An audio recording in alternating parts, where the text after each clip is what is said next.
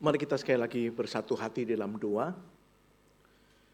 Bapa dalam surga, kami bersyukur kepada Tuhan, Engkau telah mengumpulkan kami di rumah Tuhan, khususnya di minggu Advent yang keempat ini. Tuhan, kami telah dipersiapkan dalam minggu-minggu ini Tuhan, untuk boleh menyambut peringatan, perayaan, kelahiran Kristus Sang Juru Selamat di dalam dunia ini.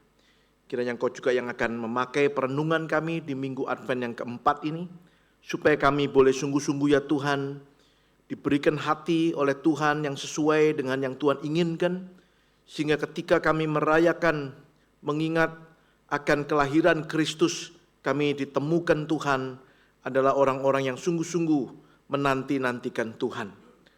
Berkati kami sekalian, Kau tahu pergumulan kami pribadi lepas pribadi, jamah hati kami. Tolong hamba-Mu yang lemah dan terbatas ini, supaya dia boleh menjadi alat kemuliaan Tuhan yang mendatangkan berkat bagi anak-anak-Mu. Demikian kami berdoa di dalam nama Tuhan Yesus, Juru Selamat kami yang hidup. Amin. Shalom. Selamat pagi. Senang sekali pagi ini boleh menyapa saudara sekalian, boleh beribadah bersama, khususnya ini pertama kali saya ada di gereja ini. Saya bersyukur boleh bertemu dengan saudara, menikmati persekutuan di tengah-tengah saudara sekalian. Saya percaya Tuhan memberkati gerejanya, boleh terus bertumbuh, menjangkau lebih banyak jiwa, mempertumbuhkan dan mengutusnya bagi kemuliaan Tuhan. Nah saudara, izinkan saya juga menyampaikan salam dari keluarga besar STT Saat di Malang. Untuk saudara sekalian, jemaat di gereja ini, dengan doa supaya Tuhan yang akan memberkati saudara, boleh bersama kita menyambut Natal, bahkan memasuki tahun 2026 yang segera kita akan bersama mulai. Tuhan memberkati saudara. Nah saudara, kita akan melanjutkan perjalanan saudara belajar kisah-kisah Alkitab yang mewarnai peristiwa Natal saudara. Nah, hari ini kita akan belajar dari kisah para pemburu Mesias, ya, the Messiah Seekers. Mari kita memperhatikan dari Injil Matius pasal yang kedua. Kita baca satu bagian yang agak panjang dalam kisah ini. Matius pasal 2 ayat 1 sampai 12. Jika saudara sudah mendapatkan, saya akan membacakan bagi kita sekalian. Matius 2 ayat 1 sampai 12. Demikian firman Tuhan. Sesudah Yesus dilahirkan di Bethlehem di tanah Yudea pada zaman Raja Herodes, datanglah orang-orang Majus dari timur ke Yerusalem dan bertanya-tanya, "Di manakah dia raja orang Yahudi yang baru dilahirkan itu? Kami telah melihat bintangnya di timur dan kami datang untuk menyembah dia." Ketika Raja Herodes mendengar hal itu, terkejutlah ia beserta seluruh Yerusalem. Lalu dikumpulkannya semua imam kepala dan ahli Taurat bangsa Yahudi. Kemudian dimintanya keterangan dari mereka di mana Mesias akan dilahirkan. Nah mereka berkata kepadanya, "Di Bethlehem, di tanah Yudea. Karena demikianlah ada tertulis dalam kitab Nabi. Dan engkau Bethlehem, tanah Yehuda, engkau sekali-kali bukanlah yang terkecil di antara para pemimpin Yehuda. Karena dari engkaulah akan bangkit seorang pemimpin yang akan menggembalakan umatku Israel." Ayat yang ke-7. Lalu dengan diam-diam Herodes memanggil orang-orang Majus itu.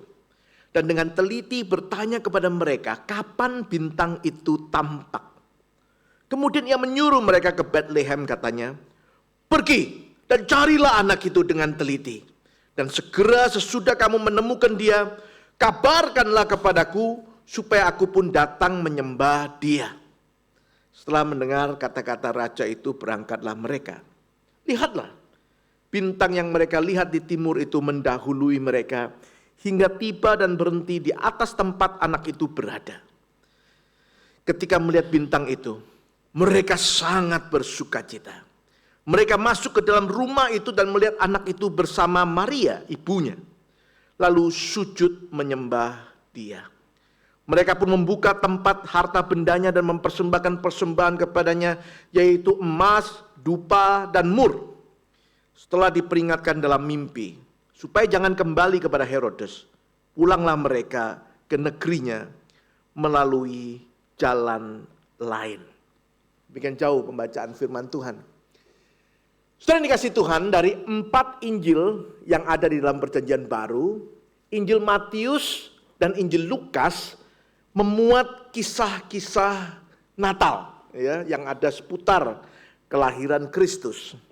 Sementara Injil Markus dan Injil Yohanes sedikit berbeda, lebih bersifat proklamasi singkat tentang peristiwa kelahiran Kristus tersebut. Nah, saudara, kisah-kisah di dalam Injil Matius dan Injil Lukas itu saling melengkapi, sehingga saudara dan saya hari ini boleh memiliki gambaran yang kaya tentang apa yang terjadi pada malam yang penting itu, malam kelahiran Sang Juru Selamat, Yesus Kristus. Nah, saudara, ketika kita belajar latar belakang dari kitab-kitab Injil, saudara akan tahu, akan melihat bahwa sebenarnya Injil Matius dan Injil Lukas itu memang banyak hal di dalamnya itu, kisah-kisahnya, catatan-catatannya itu sama, serupa, tetapi ada keunikan masing-masing, saudara. Ya. Nah, saudara, kalau saudara melihat Injil Lukas itu banyak mengangkat tema-tema tentang kelompok-kelompok masyarakat yang marginal. Ya. Mereka yang sering diremehkan, khususnya dalam konteks masyarakat Yahudi. Misalnya Injil Lukas itu banyak mengangkat tema-tema yang di dalamnya ada misalnya kelompok para wanita misalnya ya. Lalu para janda misalnya ya, atau orang Samaria misalnya, yang nggak ada di kitab lain, tapi Lukas mengangkatnya misalnya ya, dan pemungut cukai juga ya. Tetapi kalau saudara melihat Injil Matius berbeda, saudara. Injil Matius mempunyai nuansa Yahudi yang kental. Saudara, kalau membuka Injil Matius dari awal, saudara, kita langsung melihat Injil Matius itu dibuka dengan 2 gaya sastra Yahudi yang terkenal ya. Misalnya, maka itu buka Injil Matius, saudara, Injil Matius dibuka dengan silsilah. Nah, orang Yahudi suka dengan silsilah, saudara. Ya. Kalau saudara melihat kitab Kejadian itu ada 10 silsilah ya, yang daftar itu keturunan-keturunan ya, yang ada di sana. Nah, Injil Matius kayak gitu, dibuka langsung silsilah. Ya. Orang Tionghoa juga silsilah, saudara ya. Khususnya orang Tionghoa yang senior ya. Yang junior kurang suka itu, jadi nggak tahu silsilahnya apa-apa ya. Kalau orang yang seniornya bisa cerita macam-macam, ini hubungannya ini hubungan dan seterusnya. Nah, orang Yahudi suka dengan daftar silsilah. Yang kedua adalah gaya sastra Yahudi yang sifatnya adalah penggenapan nubuat Perjanjian Lama. Saudara, kalau meneruskan setelah silsilah itu, saudara 5 kali dari pasal 1 bagian akhir tentang mimpi Yusuf, lalu masuk pasal 2, itu 5 kali dikatakan supaya genaplah yang dikatakan oleh para nabi. Nah, saudara, 5 kali. Seakan-akan Matius mau menunjukkan ini adalah pembuktian Yesus anak Daud, sang Mesias itu. Dan dia memakai gaya sastra Yahudi. Nah, saudara, menarik sekali ya. Karena di dalam latar belakang yang seperti itu, justru di Injil Matius, ya, di bagian yang tadi kita baca, Matius justru memilih untuk menampilkan kisah yang unik di dalam Injilnya, nggak ada di Injil lain, tentang orang Majus ini. Ya. Yang di dalam tema kita diberi julukan The Messiah Seeker ini. Notabene mereka bukan orang Yahudi, mereka orang asing, diperkenalkan sebagai orang Majus dari timur. Tidak jelas asal spesifik mereka itu dari mana. Bahkan sebenarnya tidak jelas juga jumlah mereka itu sebenarnya berapa. Ya. Kalau disebut 3 itu karena hadiahnya emas, dupa, dan mur. Ya. 3, jadi kemungkinan 3 kira-kira begitu. Tetapi nggak ada keterangan pasti jumlahnya. Di dalam penuturan Matius dikatakan bahwa suatu kali mereka itu di tempat asalnya melihat bintang yang sangat menarik perhatian mereka. Rupanya bagi mereka bintang itu diyakini sebagai pelambang seorang raja yang baru lahir. Dan waktu itu memang bertepatan dengan peristiwa kelahiran Yesus Kristus di Bethlehem di tanah Yudea. Dikisahkan seperti itu. Saudara, tentu ini bukan bicara soal ramalan bintang. Kok ada orang ramal-ramal pakai bintang-bintang ini kok terus dipercaya. Bukan soal itu, saudara. Saya harap saudara bisa memahami, karena raja yang baru lahir itu adalah Allah pencipta langit bumi yang datang ke dalam dunia. Sehingga kita nggak terlalu heran kalau sampai ada tanda-tanda alam semesta, bahkan bintang, saudara, yang menyatakan lahirnya Allah sang pencipta itu ketika ia menjadi manusia di dalam diri Kristus Yesus. Saudara, bintang itulah yang disaksikan oleh para majus dari timur tersebut. Saudara, penafsir percaya bahwa ketiga atau orang-orang majus ini adalah orang-orang yang terpelajar, atau sejaknya mereka itu suka belajar. Ya. Mereka memperhatikan alam semesta, melihat tanda-tanda yang muncul di dalam alam semesta ini, saudara. Lalu mereka memaknai tanda-tanda itu. Saya kira tidak berlebihan kalau mereka itu disebut ilmuwan, saudara. Lebih tepat, mereka memperhatikan apa yang ada, apa yang di Tuhan cipta ini, di dalam alam semesta ini. Melihat tanda-tandanya, ya. Lalu memaknainya. Jadi jangan dibayangkan mereka lebih kayak dukun, tukang ramal gitu, saudara ya. Saya kira mereka adalah para ilmuwan yang memperhatikan gejala-gejala alam, memperhatikan apa yang ada tanda-tandanya itu, lalu memberikan makna di dalamnya.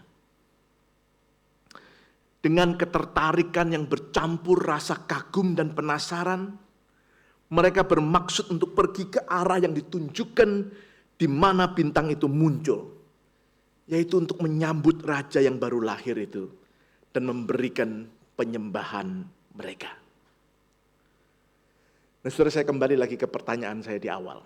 Kenapa ya Matius kok memilih kisah ini? Tadi saya katakan kalau saudara membaca Injil Matius dari awal, saudara, nuansa Yahudinya kental. Bahkan banyak penafsir mengatakan Matius itu dari awal ingin menunjukkan Tuhan Yesus itu sebagai the new Moses, ya, Musa perjanjian baru. Karena ada banyak resonansi kisah Musa di dalam peristiwa atau tentang pelayanan kelahiran sampai pelayanan Yesus Kristus. Nah, saudara, kenapa ketika Matius mau menceritakan kisah Natal, dia cerita tentang orang Majus. Yang sebenarnya orang asing, saudara, bukan Yahudi. Kenapa demikian? Saya memikirkan beberapa hal. Yang pertama, saudara, Injil Matius walaupun syarat dengan nuansa Yahudi, tetapi Matius tidak pernah melupakan, Injil Matius tetap menyadari dan menyatakan bahwa misi Injil adalah untuk menjadikan segala bangsa murid Kristus. Itu sebabnya kita melihat di bagian akhir Injil Matius, kita mengenal ada amanat agung. Amanat agung itu mengatakan, jadikanlah segala bangsa muridku. Walaupun nuansa Injil ini Yahudi, tetapi yang ingin mengatakan segala bangsa itu harus menjadi sasaran daripada Injil Kristus Yesus, menjadikan segala bangsa murid Kristus. Jadi kita nggak terlalu heran juga kalau dari sejak awal Injilnya, walaupun nuansa Yahudi, tetapi dia mengangkat orang asing seperti orang Majus ini untuk muncul di sana. Karena Injil memang dari sejak awalnya dimaksudkan untuk boleh diberitakan kepada segala bangsa. Bagi saudara dan saya hari ini, tentu saja saudara kita bersyukur kepada Tuhan. Saya kira di antara kita nggak ada orang Yahudi, bukan? Atau ada? Tapi sudah tidak terlalu kelihatan Yahudi mungkin. Kita juga dicangkokkan Tuhan sebagai umat Tuhan. Kita bersyukur kepada Tuhan karena Injil memang adalah untuk segala bangsa, semua orang. Itu juga yang harus diingat oleh gereja Tuhan hari ini. Kita diminta Tuhan untuk membawa Injil itu menjadikan segala bangsa murid Kristus.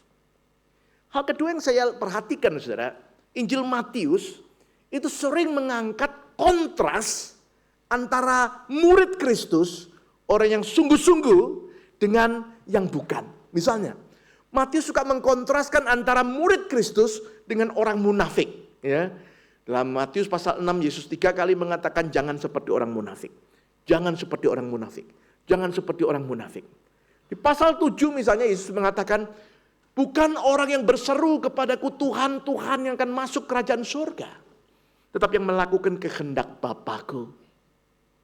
Matius ingin mengkontraskan murid yang sejati itu bukan sekedar mereka yang melakukan aktivitas-aktivitas rohani, ya, yang dekat dengan hal-hal yang rohani, tetapi yang sungguh-sungguh melakukan kehendak Bapa. Nah, saudara, dalam kisah orang Majus ini, kita melihat bagaimana Matius kemudian mengkontraskan atau menunjukkan kontras antara orang asing, orang Majus ini, yang melakukan kehendak Bapa dengan umat Tuhan, dengan raja orang Yahudi Herodes, dengan para imam ahli Taurat yang notabene mereka itu akrab dengan firman Tuhan. Mereka bahkan tahu waktu ditanya di mana Mesias akan lahir, mereka tahu di Bethlehem, di tanah Yudea, tahu. Tetapi mereka hanya berseru-seru dan tidak melakukan kehendak Bapa. Orang asing ini, mereka melakukan kehendak Bapa. Saudara, bagi kita sekalian juga sebuah ingat-ingatan dari Tuhan. Bukan karena kita melakukan aktivitas rohani Tuhan berkenan. Mungkin hari ini kita juga termasuk orang-orang yang semangat menyambut Natal, sibuk mempersiapkan Natal. Tetapi apakah kita melakukan kehendak Bapa? Saudara, ada kontras di sana yang Yesus munculkan. Bukan mereka yang seru-seru Tuhan, Tuhan. Yang seakan-akan begitu dekat dengan firman. Tetapi yang melakukan kehendak Bapa. Kiranya ini juga boleh menjadi ingatan bagi kita sekalian. Nah, saudara, kalau kita melanjutkan pertanyaan kita. Lalu apa sebenarnya yang kita bisa pelajari dari teladan orang Majus yang ada dalam kisah ini? Saudara, biasanya di dalam kisah, ya, dalam sebuah cerita, dalam sebuah story, ada teladan, ya, ada message yang menjadi teladan yang bisa kita pelajari. Pagi hari ini, saya rindu mengajak kita merenungkan setidaknya ada 3 hal, saudara, yang kita bisa pelajari dari sikap orang Majus ini. Yang saya harap juga boleh menjadi sikap saudara dan saya. Khususnya hari ini ketika kita akan menyambut Natal bersama-sama. Mari kita belajar 3 hal menarik dalam kisah ini, saudara. Yang dimiliki oleh orang-orang Majus ini.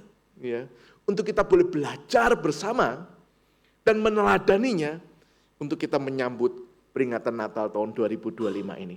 Nah, apa saja 3 hal itu? Mari kita belajar bersama, saudara. Yang pertama saya ingin menyorot tentang kepekaan mereka. Kepekaan mereka. Saudara, tindakan para pemburu Mesias ini diawali dengan sebuah kepekaan yang berlanjut dengan kesadaran dan ketaatan. Saudara, mereka mengambil tekad meninggalkan tempat asal mereka. Bahkan saya duga, saudaraku, mungkin juga profesi yang mereka tekuni selama itu. Mungkin juga keluarga mereka. Untuk mencari raja baru yang mereka yakini telah lahir seperti yang telah dinyatakan oleh bintang yang istimewa yang mereka lihat itu. Saudara, ini yang saya sebut kepekaan. Di ayat yang kedua, saudara, kepekaan seperti apa itu? Di ayat yang kedua, kalau saudara melihat, dikatakan di sana dalam bahasa Indonesia, saudara, kami telah melihat bintangnya.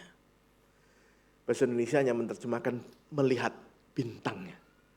Saudara, kalau dalam bahasa asli Alkitab Perjanjian Baru, bahasa Yunani, saudara, kata yang dipakai di sana lebih dari sekedar melihat. Lebih tepatnya mungkin diterjemahkan mengamat-ngamati. Melihat dengan seksama. Memperhatikan. Bukan sekedar melihat sekilas, tetapi memperhatikannya. Saya membayangkan, saudara, suatu hari mereka melihat ada bintang yang lain daripada yang lain. Mereka memperhatikannya. Mereka mendiskusikannya. Mereka mencoba mengamat-ngamatinya. Bahkan bukan cuma satu malam, saudara. Malam berikutnya, malam berikutnya lagi, malam berikutnya lagi. Itu namanya melihat dengan seksama.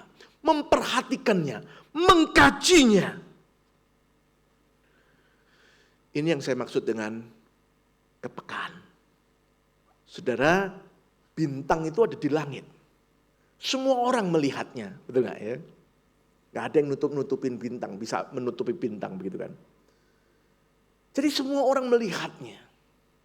Tetapi bukan semua orang punya kepekaan. Orang Majus ini memperhatikan dengan seksama. Mereka punya kepekaan itu. Kepekaan yang membangkitkan kesadaran. Yang akhirnya dilanjutkan dengan ketaatan. Sehingga mereka punya tekad untuk mengikuti bintang itu. Menyembah raja yang baru lahir itu. Nah, ini kata yang kedua, yang menarik. Dikatakan di sana, untuk menyembah dia. Kami datang untuk menyembah dia.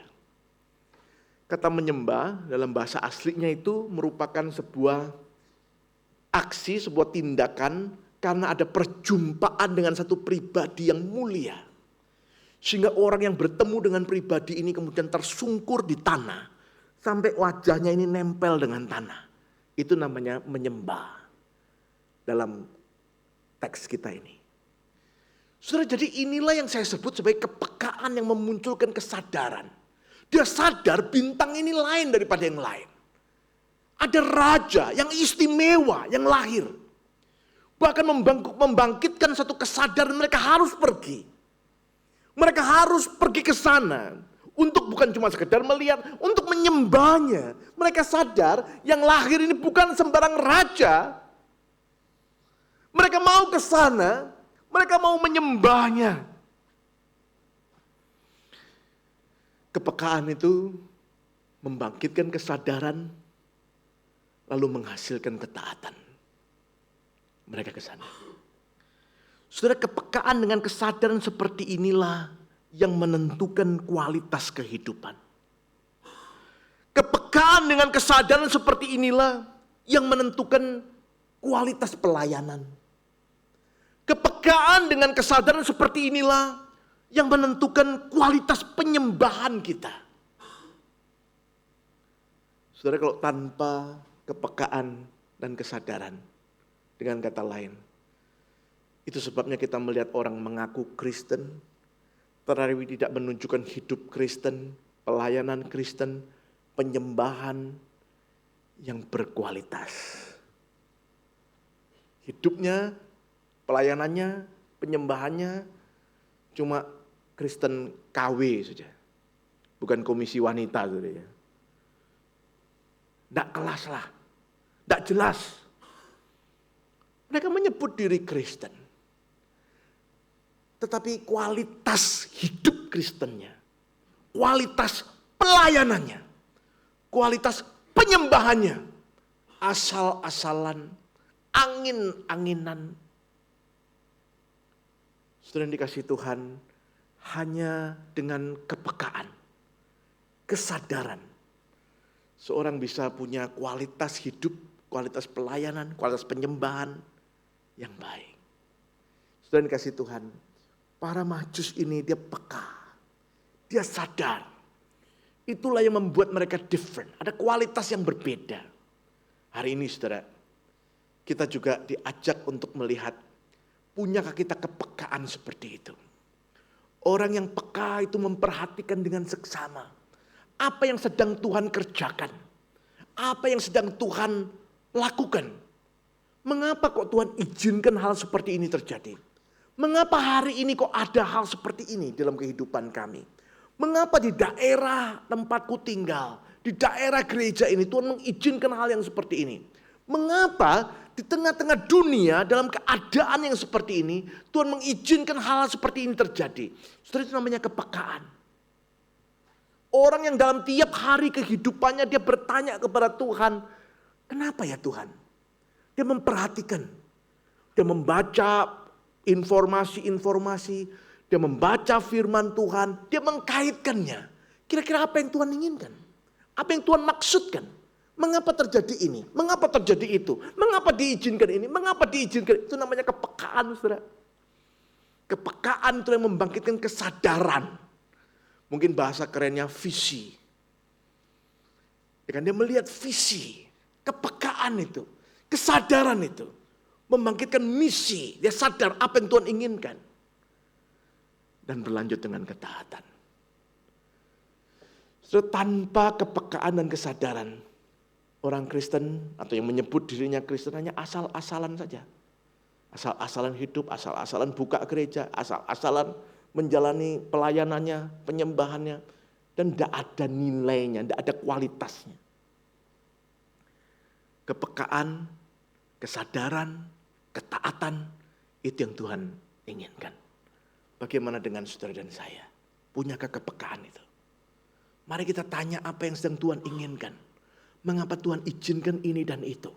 Mengapa Tuhan tunjukkan kepada kita hal-hal seperti ini? Apa yang Tuhan sedang kerjakan?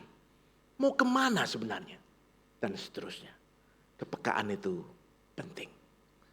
Yang kedua, saudara. Bukan hanya kepekaan, tetapi saya ingin menyorot tentang kesungguhan mereka. Keseriusan mereka. Tindakan para pemburu Mesias ini menunjukkan kesungguhan mereka dalam merespon apa yang mereka pahami dan yakini. Setelah mereka memutuskan untuk meninggalkan tempat asal mereka dengan berbagai latar belakang mereka. Tindakan tersebut adalah sebuah tindakan yang radikal, saudara. Saya ingat kira-kira 25 tahun yang lalu saya memutuskan untuk sekolah teologi. Ya. Saya pikir itu sebuah tindakan yang radikal. Saya meninggalkan pekerjaan, meninggalkan keluarga saya ke sekolah teologi, studi, saudara ya. Tetapi saya itu asal Surabaya, Surabaya itu. Pergi ke Malang itu ya nggak jauh lah ya. Ya cuman Surabaya Malang. Pak Andri ini dari Samarinda, lebih radikal dari saya, lebih jauh itu. Samarinda ke Malang. Kalau Ibu Bida itu dari Sumatera Utara, lebih jauh lagi itu, saudara. Lebih radikal gitu ya. Terus kita melihat orang Majus ini. Kenapa saya katakan radikal, saudara? Saudara, kalau saudara membaca ayat yang pertama, hanya dicatat di sana mereka itu dari timur, ya, timurnya Yerusalem, timurnya Palestina itu. Timur itu mana, saudara? Ya, ada penafsir yang mengatakan timurnya Palestina itu ya kira-kira di daerah Babel, ya Babilonia, kira-kira ya. Ada lagi yang mengatakan enggak lah, mestinya agak lebih jauh lagi, mungkin Persia, ya, lebih timur lagi, ya. Bukan yang mengatakan lebih timur lagi, mungkin India, ya. Kalau India kita mungkin bayangkan itu orang Majus waktu jalan sambil kepalanya goyang-goyang gitu kan ya. Ah, ini orang Majus dari India gitu. Bahkan ada yang menafsir lebih jauh lagi, masih jauh lebih timur lagi dari Congo itu, itu timurnya lagi. Timur kan ya. Wah, ini orang-orang Majus itu sipit-sipit itu dari Congo soalnya ya datang. Ya, kita tidak diberitahu sejauh apa timur itu. Tapi mereka dari timur dikatakan. Satu lagi yang menarik. Nah, ini mungkin bisa menunjukkan berapa jauh, saudara ya. Di ayat yang ke-7, sudah dikatakan waktu Herodes itu, waktu orang-orang Majus ini sudah ketemu sama Herodes, ya. Lalu Herodes itu sudah bertanya kepada para imam, kepada ahli-ahli Taurat. Lalu ia dikatakan di sana dengan teliti bertanya kepada orang Majus itu, kapan bintang itu tampak? Kapan pertama kali melihat bintang itu loh? Kalau bintang itu menunjukkan ada seorang raja baru yang lahir, dia pengen tahu kapan kamu pertama kali lihatnya itu. Oke. Terus kita gak dikasih jawaban. Tapi kalau saudara melihat ayat 16 sampai 18, ya, di ayat 16-18 itu saudara digambarkan Herodes itu marah karena orang Majus itu tidak datang lagi sama dia itu. Terus Herodes itu mengeluarkan sebuah perintah untuk membunuh semua anak di bawah 2 tahun di Bethlehem. Ya, orang tanya kenapa ya kok membunuh anak di bawah 2 tahun? Penafsirannya adalah orang Majus ini mengatakan waktu ditanya dengan teliti itu, kapan pertama kali lihat bintang itu? Mereka mungkin mengatakan 2 tahun yang lalu. Itu sebabnya Herodes memerintahkan bunuh semua anak di Bethlehem usia di bawah 2 tahun. Jadi waktu orang Majus ketemu Tuhan Yesus, itu bukan baby yang ada di palungan. Kira-kira sudah 2 tahun itu loh. Ya, jadi gambar-gambar kadang-kadang keliru ya. Itu menggambarkan demikian. Mereka tidak bertemu di sana, bukan di palungan lagi. Nah, saudara, jadi 2 tahun. Saudara bayangkan, 2 tahun perjalanan. Ingin datang menyembah. Itu yang saya sebut radikal. Surabaya Malang ya paling-paling 2 jam. Ini 2 tahun. Samarinda Malang ya kalau enggak pakai pesawat mungkin 2 minggu, 2 bulan lah. 2 tahun. 2 tahun, saudara. Sebuah perjalanan yang panjang. Apalagi melalui tempat yang tidak mudah, bukan? Padang gurun dan seterusnya. Itu namanya radikal. Kesungguhan atau tindakan radikal para Majus yang menempuh jarak begitu jauh. Sampai mereka bertemu. Dan setelah ketemu mereka langsung kembali lagi. Menunjukkan betapa dalam mereka punya kesadaran. Poin satu saya. Jadi mereka sadar, peka, sadar. Sehingga ada kesungguhan. Tanpa kesadaran tidak ada kesungguhan. Tanpa kesungguhan, saudaraku, itulah yang akan mengukur apakah kita sungguh-sungguh sadar atau enggak. Hanya kesadaranlah yang akan memunculkan kesungguhan itu. Kesungguhan itu wujudnya, buktinya. Dan orang Majus ini punya kesungguhan itu. Tanpa kesungguhan, kesadaran itu cuma teori. Yang bukan sungguh-sungguh sadar. Suatu kali ada seorang ya. Itu sore-sore saudara, dia itu duduk-duduk di teras rumahnya. Ditemani sama anjingnya. Anjingnya lagi tidur di sebelah dia. Nah saudara, waktu lagi enak-enak itu, tiba-tiba dari depan rumah itu ada seekor kelinci. Yang loncat-loncat lari di depan rumah itu. Melihat kelinci itu, anjingnya ini langsung berdiri saudara. Terus langsung mulai menggonggong. Terus mulai mengejar kelinci itu. Sehingga terjadilah kejar-kejaran, saudara. Anjing ini kejar kelinci itu. Kejar-kejaran seru sekali. Nah karena anjing ini menggonggong keras. Sehingga membangunkan anjing-anjing tetangga itu. Semua anjing sekarang keluar. Mau mengejar kelinci itu. Wow, mereka terjadilah kejar-kejaran, saudara. Dengan seru sekali. Kira-kira 10 menit. Itu, ya, kejar-kejaran. Setelah 10 menit. Anjing-anjing tetangga itu semua pulang. Itu, dengan loyo. Pulang loyo itu, balik semuanya. Kecuali anjingnya ini. Anjingnya masih terus lari, saudara. Kejar terus, dengan lincah sekali, semangat sekali. Terus mengejar. Banyak orang tanya sama ini. Dikasih makan apa anjingnya? Kok anjing-anjing lain dan loyo pulang, anjingmu kok masih terus semangat? Dikasih makan apa yang membuat dia berbeda katanya. Nah yang saya mau ceritakan jawaban ini. Ini bilang gini. Kalau makanan sih ya sama aja lah. Semua makanan anjing ya sama. Gitu. Yang membuat beda adalah anjingku melihat sendiri kelinci itu. Dia mengalami sendiri melihat kelinci itu. Dia kejar semangat. Anjing tetangga yang lain cuma ikut-ikutan saja. Karena ada rame-rame mereka ikut-ikutan. Pantesan gampang loyo. Kalau anjingku itu mengalami sendiri, melihat sendiri, dia semangat. Kenapa ada orang Kristen yang beda? Ada yang semangat, ada yang loyo. Saya kira makannya sih sama. Tetapi ada yang sadar, sehingga ada kesungguhan. Tetapi ada yang cuma ikut-ikutan saja. Itu sebabnya kita kenal istilah orang Kristen kapal selam. Kalau Desember naik, datang gereja, perayaan Natal, ini itu ikut. Nanti Januari masuk lagi. Katanya kami menjadi orang Kristen dasar samudra. Alasannya.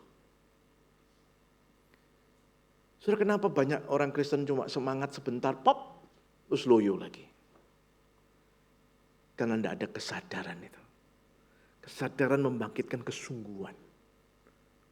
Kepekaan dan kesadaran itulah yang bisa menunjukkan orang itu punya kesungguhan. Saudara, berapa kita punya kesungguhan seperti itu? Apa hal radikal yang kita lakukan? Saudara, Alkitab, Injil khususnya 4 kitab Injil bahkan terus saudara diceritakan bagaimana orang yang berjumpa dengan Yesus. Orang yang sungguh menerima, mengalami dengan sungguh. Ada hal-hal radikal yang dilakukannya. Saya ingat cerita Sakeus misalnya. Ya, dia mengatakan separuh hartaku untuk orang miskin. Kalau ada yang aku pernah peras, aku ganti 4 kali lipat. Para gembala, saudara, yang menjaga dombanya di malam Natal itu.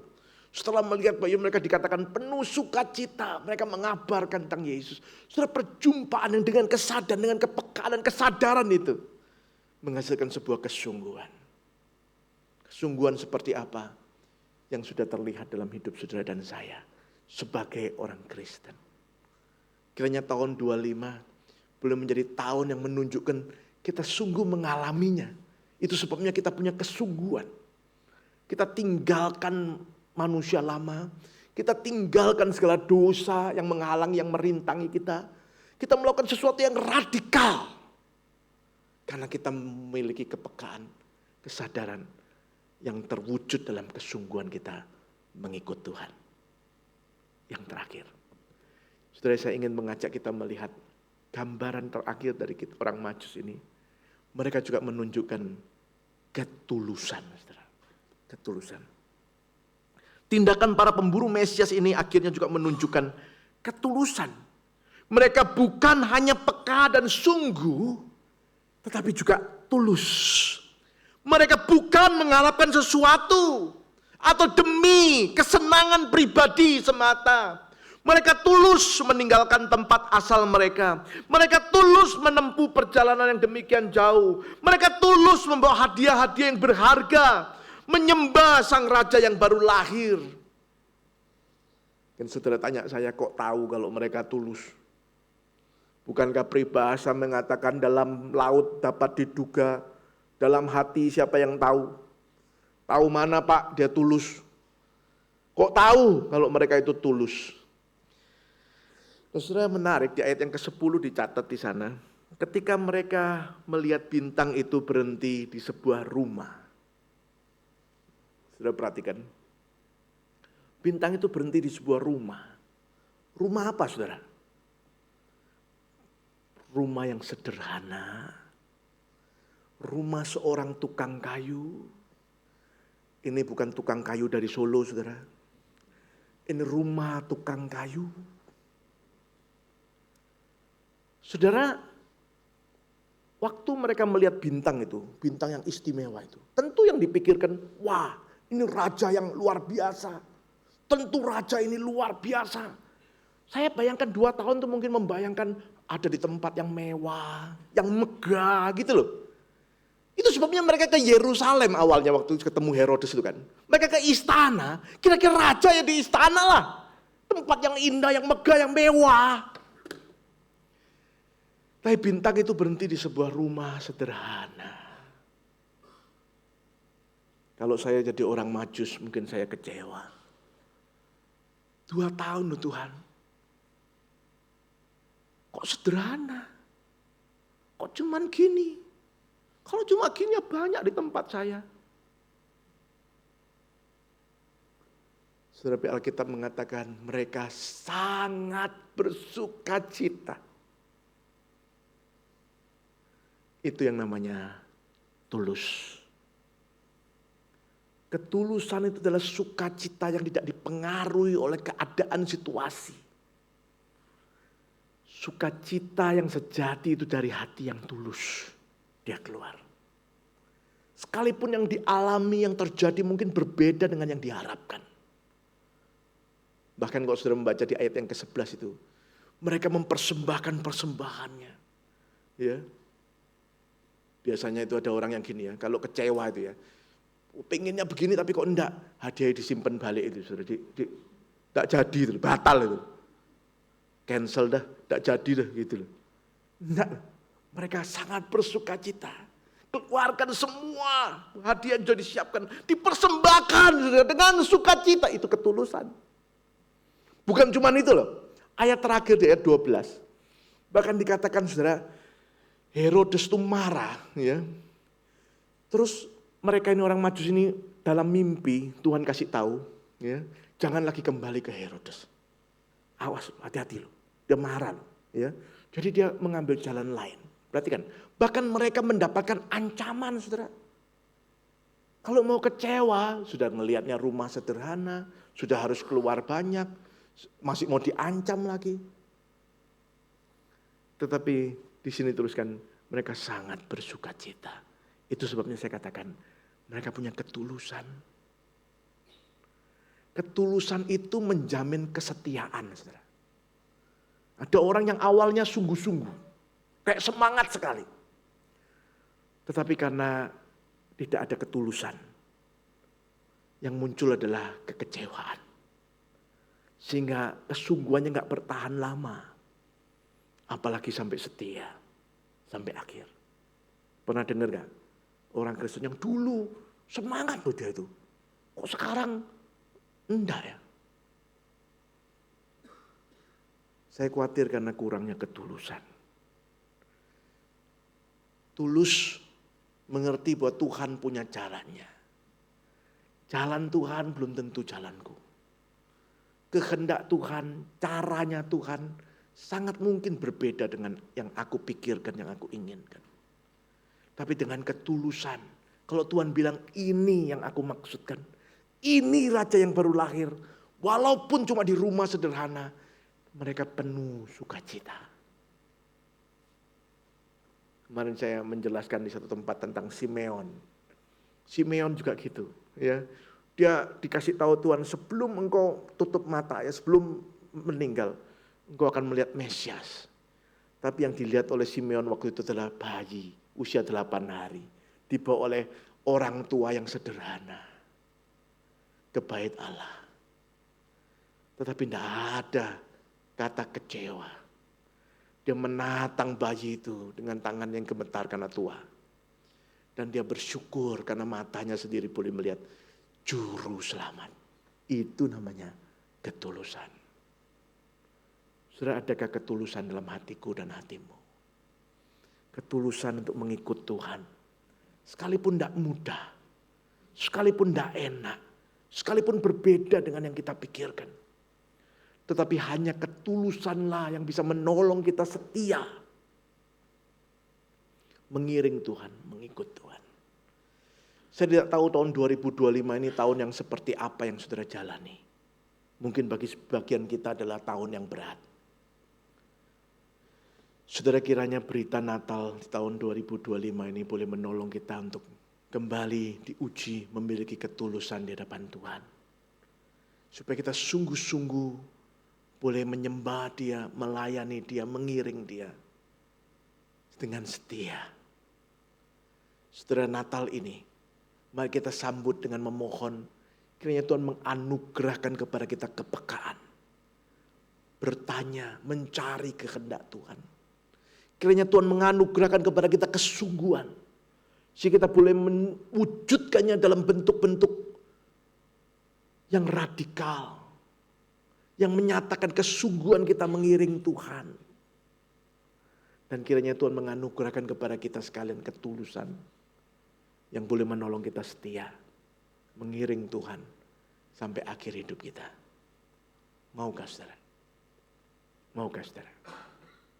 Mari kita berdoa.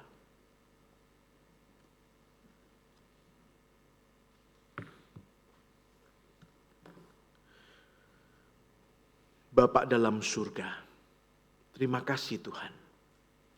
Kami boleh Tuhan berikan kepekaan, berikan kesungguhan dan ketulusan. Kiranya dengan hati yang menanti-nantikan Tuhan itu, kami menyambut Natal kelahiran Kristus. Biarlah seumur hidup kami boleh peka dengan kehendak-Mu. Sehingga kami boleh merespon dengan segala kesungguhan. Memberi yang terbaik bagi Tuhan. Dan dengan ketulusan kami boleh belajar mengerti bahwa Tuhan adalah Allah yang tidak pernah meninggalkan kami. Tuhan mengasihi kami, bahkan Engkau telah memberikan yang terbaik, yaitu mengutus anak-Mu yang tunggal bagi kami manusia yang berdosa. Ajar kami dengan tulus mengikut Tuhan, mengiring Tuhan. Supaya kami boleh sampai akhirnya nanti bertemu muka dengan Tuhan. Di dalam anugerah-Mu. Berkati jemaat-Mu. Berkati gereja-Mu ya Tuhan. Demikian kami berdoa di dalam nama Tuhan Yesus Kristus, Juru Selamat kami yang hidup. Amin. Tuhan memberkati saudara. Selamat hari Natal.